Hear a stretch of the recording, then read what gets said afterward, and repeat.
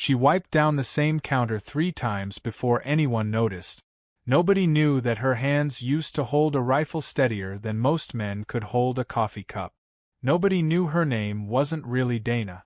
Nobody knew that 6 years ago, in a place with no street signs and no mercy, she'd carried a wounded corporal 2 miles on a blown ankle and never once put him down. Here, she stocked ammunition boxes and swept the range floor. Here, she was invisible. That was the point. Then a man walked through the door holding a folded flag under one arm, and said a name that hadn't been spoken out loud in years. And everything she'd built to disappear started to crack. Welcome back to Silent Heroes. If you're new here, hit subscribe, and drop a comment telling us where you're watching from, and take a guess. What do you think Dana used to do before she ever touched that broom? Now back to the story. The gun shop sat on the edge of a strip mall in a mid-sized Ohio town, wedged between a nail salon and a place that sold vacuum parts. Fluorescent lights hummed over glass cases of pistols. The smell of gun oil and carpet cleaner hung in the air, the same every morning. Dana Reyes. That wasn't the name on her old dog tags, but it was the name on her paycheck now. Worked the counter 6 days a week. She was 34. Quiet. Unremarkable if you didn't look too closely. But if you did look closely, you'd notice the scar that ran along her left forearm, thin and pale, shaped like a comma. You'd notice how she never sat with her back to the door. You'd notice her eyes, flat calm on the surface, moving constantly underneath, cataloging exits, cataloging people, cataloging threats out of a habit she couldn't switch off even here, even now. She had learned the fastest way to survive was to make herself small. Small meant no eye contact that lingered. Small meant answering questions in as few words as possible. Small meant letting people assume the worst about her and never correcting them, because correcting them meant explaining, and explaining meant remembering, and remembering was a door she kept bolted shut. The shop's owner, Gary Voss, made that easy. Gary was a big man with a bigger opinion of himself, a former weekend hunter who'd inherited the shop from his father and treated every customer interaction like a chance to remind the room who was in charge. He liked to say the same line whenever a woman walked in asking a real question about calibers or optic. "This ain't a toy store, sweetheart. Maybe start with something pink." He said it that morning to a young woman in scrubs who'd come in on her lunch break, asking about a home defense option after a break-in on her street. The woman flushed red and left without buying anything. Dana watched her go and said nothing. Saying something wasn't small. An old man named Walt, a regular who came in every Thursday to buy patches and reload supplies, leaned against the counter after Gary walked off. "You've got soldier's eyes," Walt said, not looking up from the cleaning kit he was inspecting. "Seen 'em before. My brother had 'em." "I'm just a clerk, Walt." "Sure." He set his money on the counter. "Just a clerk." He didn't push it. But he didn't look away either, and something in the way he said it settled into her chest and stayed there. It was 4:47 that afternoon when the front door slammed open so hard the bell above it cracked against the frame. A man staggered in, one arm clutched across his ribs, blood soaking dark through a gray t-shirt.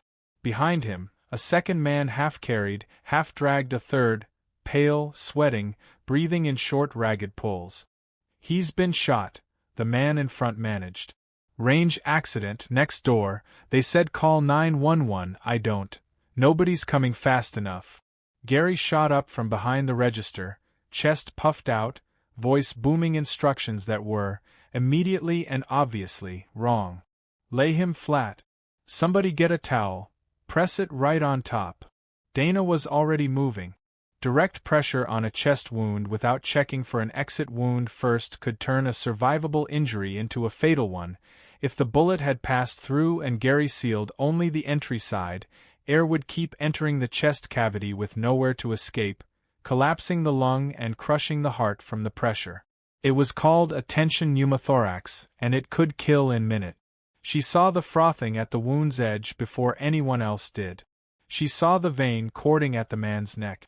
She saw the shallow, fast panic breathing that meant his lung was already collapsing. "Move," she said.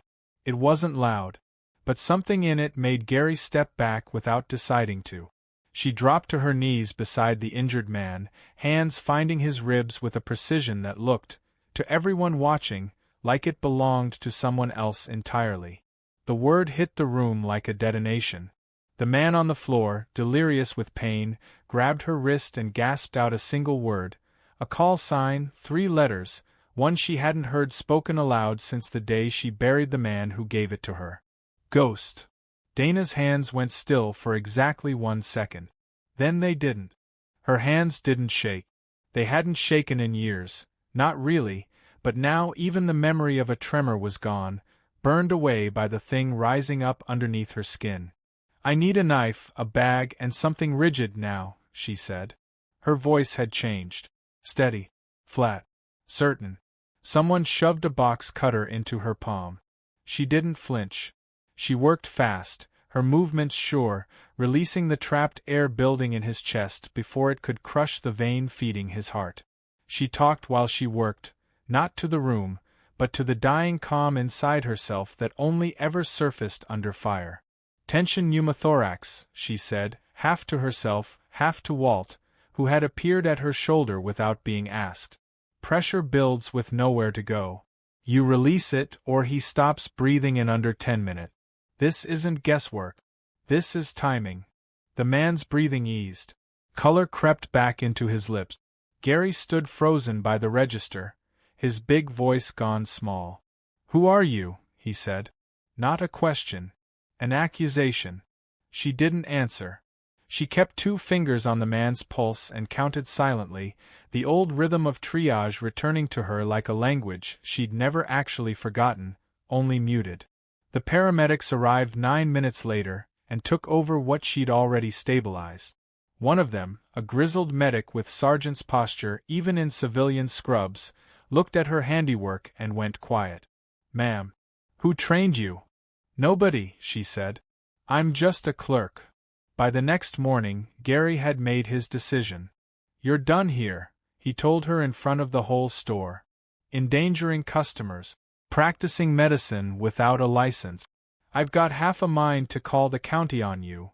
A small crowd had gathered, Walt, 2 regulars, the young woman from Scrubs who'd come back to thank the clerk who'd saved a stranger's life. Dana looked at Gary and did not lower her eyes. "No," she said. "I am just done hiding." She turned to walk out, and the bell above the door rang again. A man stood in the frame, silver-haired, spine straight as a flagpole, a folded flag still tucked under one arm like it had been there for 6 years waiting for the right doorway. "Staff Sergeant Reyes," he said, and the whole shop went silent. "Or did you forget your own name too?" He walked to the counter. He did not look at Gary. 3 tours. A Bronze Star with Valor. A field medic who kept 11 men alive under fire in a canyon with no extraction for 6 hours. His voice carried, deliberate, aimed at every corner of the room. "The army doesn't forget names like that. Neither do the men she saved. One of them's my son. I've been looking for her for 2 years to give her this." He held out the flag. Gary's mouth opened and closed twice before anything came out. She never said. There's no way I could have known." "You didn't ask," the Marine said. "You just laughed." Gary's face went the color of old paper. It was Walt, quiet Walt, who finally said what the room was thinking. Man built a whole shop on making people feel small. Guess it finally caught up with him. But it went further than pride. 2 days later, county inspectors showed up at Gary's shop. An anonymous tip about falsified maintenance logs on the range equipment, the same range where the accidental shooting happened. The corner cutting hadn't been an accident. Gary had skipped safety inspections for over a year to save money, filing forged paperwork to keep his insurance rates low. The blood on the floor that day wasn't bad luck. It was neglect wearing a business suit. When 2 men Gary owed money to showed up that same week, men from a shady supplier he'd used to cover the gaps, it wasn't customers he needed to worry about anymore. It was them, standing in his own shop, demanding payment he didn't have, tempers rising fast.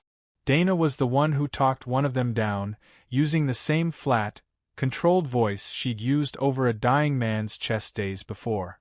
Old instincts. Old training. Not fully retired after all. Easy, she said. Nobody needs to get hurt today. For a second she thought of her father, gone 8 years now, who used to say the exact same words to her before every deployment. Nobody needs to get hurt today. He hadn't been right, not always. But she still believed it, because believing it was the only way to keep doing the work. The standoff ended without a shot fired. The county shut Gary's shop down within the month. His license was revoked. Dana didn't need his job anymore. The county's new Veterans Outreach Program offered her a position training first responders in trauma care, combining, for the first time in 6 years, the two halves of herself she'd spent so long keeping apart. Walt was there on her first day, sitting in the front row like he always had. "Still got soldier's eyes," he said. "Yeah," she said, and for once she smiled instead of looking away. "I do. Hiding never made anyone safe. It only made them alone. The people who see us clearly, and stay anyway, those are the ones worth trusting with the truth." If this story moved you, hit like, subscribe to Silent Heroes for more, and comment below, what would you have done in Dana's shoes? The next story is already waiting. The end.